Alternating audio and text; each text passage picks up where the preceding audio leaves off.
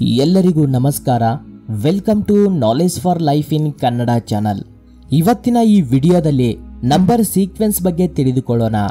Law of attraction ನಾವು ಯಾವಾಗ sincere ಆಗಿ ನಂಬಿ ನಮ್ಮ ಜೀವನದಲ್ಲಿ ಅಪ್ಲೈ ಮಾಡೋದಕ್ಕೆ ಸ್ಟಾರ್ಟ್ ಮಾಡ್ತೀವೋ ಅದು ವರ್ಕೌಟ್ ಆಗುತ್ತಾ ಇಲ್ವಾ, ಇಲ್ಲಾಂದ್ರೆ ನಾವು ಯಾವ ಲೆವೆಲ್ಸ್ ಆಫ್ ಮ್ಯಾನಿಫೆಸ್ಟೇಷನ್ ಸ್ಟೇಜ್ ಅಲ್ಲಿ ಇದೀವಿ ಅನ್ನೋದು ನಮಗೆ ತಿಳಿಸೋದಕ್ಕೆ ಮೋಸ್ಟ್ ಕಾಮನ್ ಆಗಿ ನಮಗೆ ಈ ನಂಬರ್ ಸೀಕ್ವೆನ್ಸ್ ಅನ್ನೋದು ಒಂದು ಸಿಗ್ನಲ್ ರೀತಿ ಕೆಲಸ ಮಾಡ್ತವೆ.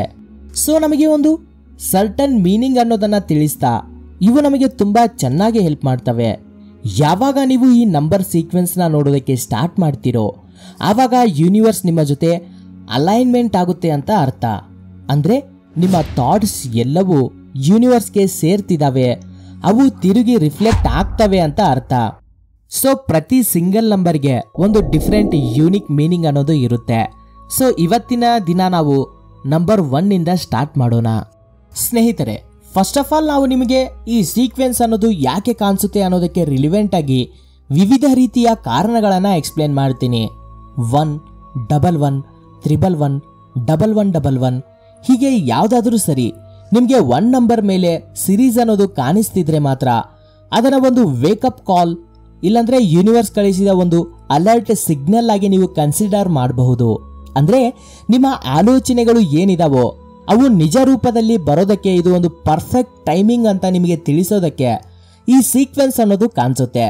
ಅಂಡ್ ಹಾಗೇನೆ ಈ ಸೀಕ್ವೆನ್ಸ್ ಕಾಣಿಸಿದಾಗ ನೀವು ತುಂಬಾ ಚೆನ್ನಾಗಿ ನೆನ್ಪಿಟ್ಕೋಬೇಕಾಗಿರೋ ವಿಷಯ ಏನಂದ್ರೆ, ನಿಮ್ಗೆ ಲೈಫ್ ಅಲ್ಲಿ ಏನು ಬೇಕಾಗಿದೆಯೋ, ಅಂದ್ರೆ ನಮ್ಮ ಮೇನ್ ಪ್ರಯಾರಿಟೀಸ್ ಏನು, ಏನನ್ನ ಸಾಧಿಸಬೇಕು ಅಂತ ಅನ್ಕೋತಿದೀವೋ ಕೇವಲ ಅದರ ಮೇಲೆ ಮಾತ್ರನೇ ಮನಸ್ಸನ್ನ ಕೇಂದ್ರೀಕರಿಸಬೇಕು. ಯಾವುದೇ ಕಾರಣಕ್ಕೂ ಕೂಡ ಅವಶ್ಯಕತೆ ಇಲ್ಲದಿರುವ ವಿಷಯಗಳ ಮೇಲೆ ಮನಸ್ಸನ್ನ ಕೇಂದ್ರೀಕರಿಸಬಾರದು.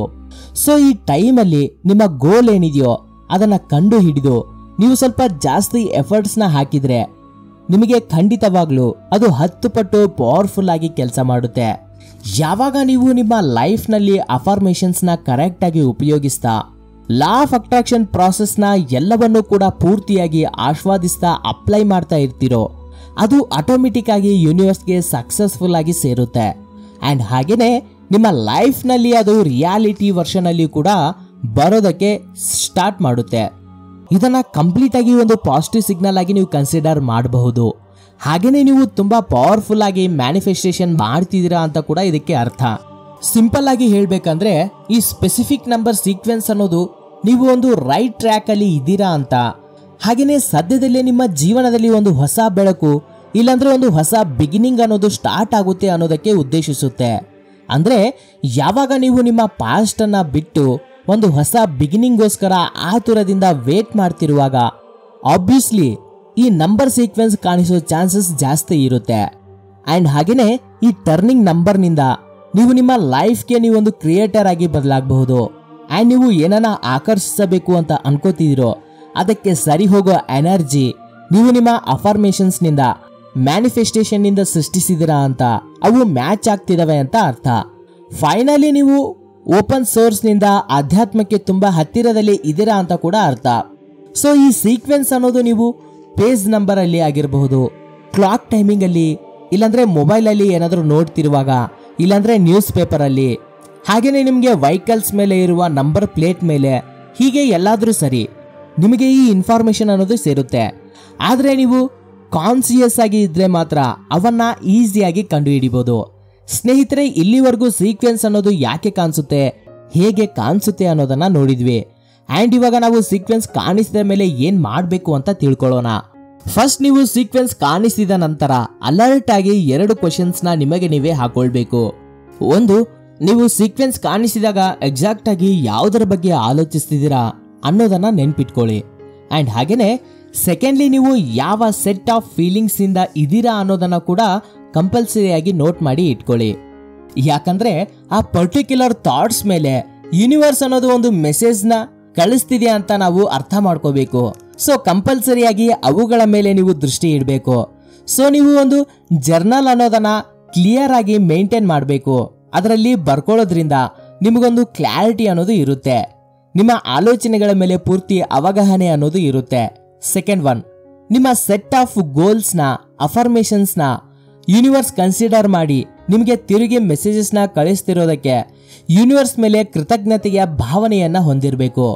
ಅಂಡ್ ಹಾಗೇನೆ ಫರ್ದರ್ ಗೈಡೆನ್ಸ್ಗೋಸ್ಕರ ಇಲ್ಲಾಂದ್ರೆ ಇನ್ನೂ ಹಲವು ಸಿಗ್ನಲ್ಸ್ಗೋಸ್ಕರ ನೀವು ಏನ್ ಮಾಡ್ಬೇಕಂದ್ರೆ ಯೂನಿವರ್ಸ್ಗೆ ಹೆಲ್ಪ್ ಮಾಡುವಂತ ರಿಕ್ವೆಸ್ಟ್ ಮಾಡಬೇಕು. ಥರ್ಡ್ ಥಿಂಗ್, ನಿಮ್ಮ ಲೈಫ್ನಲ್ಲಿ ನಿಮ್ಮ ಬೆಳವಣಿಗೆಗೆ ರಿಲಿವೆಂಟ್ ಆಗಿ ಬರ್ತಿರುವ ಯಾವ ಹೊಸ ಆಪರ್ಚುನಿಟಿನ ಕೂಡ ಬಿಟ್ಕೊಡ್ಬೇಡಿ. ಈ ಪವರ್ಫುಲ್ ಟೈಮಿಂಗ್ ಅಲ್ಲಿ ನೀವು ಏನಾದರೂ ಸರಿ ಒಂದು ಗುಡ್ ಆಪರ್ಚುನಿಟಿನ ಗ್ರ್ಯಾಬ್ ಮಾಡಿದ್ರೆ ಮಾತ್ರ ಅದೊಂದು ಲೈಫ್ ಟರ್ನಿಂಗ್ ಪಾಯಿಂಟ್ಸ್ ಆಗಿ ನೀವು ಭಾವಿಸಬಹುದು. Fourth one, meditation.